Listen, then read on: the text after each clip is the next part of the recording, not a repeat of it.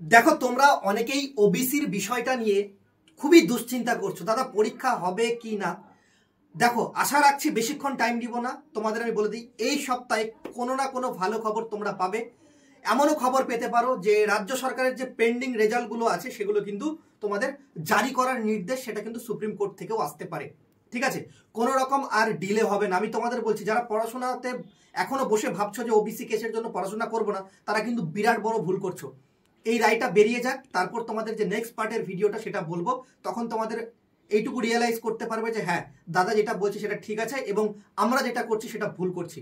যখনই এই আপডেটটা আসবে আমি তোমাদের অবশ্যই ভিডিও করব। ঠিক আছে, যেরকম পেন্ডিং ফল প্রকাশ যেগুলো ওয়েস্ট বেঙ্গল রাজ্য সরকার করতে পারছে না, সেই ফলগুলো প্রকাশ করার জন্য কোনো না কোনো রায় আসতে পারে সুপ্রিম কোর্টের তরফ থেকে। তোমরা ওয়েট অ্যান্ড ওয়াচ দেখতে থাকো। ভালো থেকো, সুস্থ থেকো, আর টেক্সটবুক বাংলা চ্যানেলের সাথে যুক্ত থেকো।